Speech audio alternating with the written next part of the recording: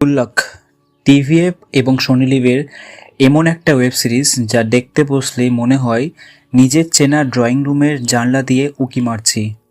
OTT platform যখন dark crime thriller, রক্তারক্তি আর গালাগালিতে ঠাসা, তখন মিশ্র পরিবারে এই গল্পটা এক কাপ গরম আদা চায়ের মতো সুদিং মনে হয়। এই সিরিজের সবচেয়ে সুন্দর গিমিক হলো এর ন্যারেটর। কোনো মানুষ নয়, গল্পটা শোনায় ঘরের কোণে রাখা নির্জীব এক মাটির গুল্লাক, মাটির ভাঁড়।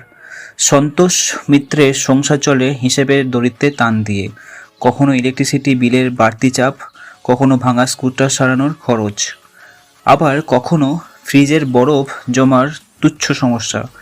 এই ছোটোখাটো ঘটনাগুলোই মাটির ব্যাংকে পয়সার মতো এক একটা অমূল্য স্মৃতি হয়ে জমা হতে থাকে। চরিত্র ও পারফরমেন্সের রসায়ন।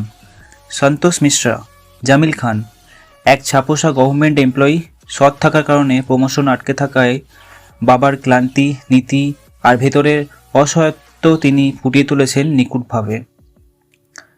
শান্তি মিশ্রা, গীতাঞ্জলি কুলকার্নি, সকাল থেকে রাত পর্যন্ত রান্নাঘর আর সংসারের খাটুনি সামলানো ছোটো কথা নয়। তার ঝাঁঝালো ডায়লগের আড়ালে লুকিয়ে থাকা গভীর মমতা ভারতীয় মায়েদের একমাত্র রিয়েল রিপ্রেজেন্টেশন। আন্নু মিশ্রা, ভাইভাব রাজগুপ্তা, বেকার বড় ছেলের ক্যারিয়ার অ্যাংজাইটি, বাবার সাথে সাবটেল দূরত্ব, কিন্তু ভেতরে পরিবারের জন্য কিছু করার তীব্র তাগিদ। তার কেরিয়ার আর্ক অসাধারণ। আমান মিশ্রা, হার্টস মায়ার, বোর্ড এক্সামসের চাপে থাকা চঞ্চল ছোট ভাই, দুই ভাইয়ের খুনসুটি, জামাকাপড় নিয়ে কাড়াকাড়ি আর প্রয়োজনে পাশে দাঁড়ানোর ডাইনামিক এই সিরিজের প্রাণ। বিট্টু কি মাম্মি, সুনিতা রাজওয়ার, বিনা নিমন্ত্রণে চা খেতে আসা এবং পাড়ার সমস্ত গসিপ সরবরাহ করা সেই প্রতিবেশী যাকে ছাড়া পাড়া অসম্পূর্ণ, যে কারণে গুল্লাক মন ছুঁয়ে যায়। রিলেটেবল সিচুয়েশনাল কমেডি, জোর করে হাসানোর চেষ্টা নেই, একদম নিখাত এভরিডে কনভারসেশন থেকেই উঠে আসে নির্মল হাস্যরস। ইমোশনাল পাঞ্চ, হাসির আড়ালে সিরিজটি মধ্যবিত্ত জীবনের এমন কিছু ত্যাগের গল্প বলে যা অজান্তেই চোখে জল এনে যায়।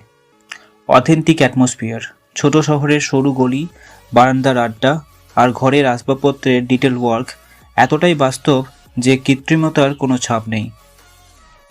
কিছু খামতি চোখে পড়ে, প্লটলেস ন্যারেটিভ যেখানে কোনো সাসপেন্স বা থ্রিল নেই, পুরোটাই স্লাইস অফ লাইফ ড্রামা।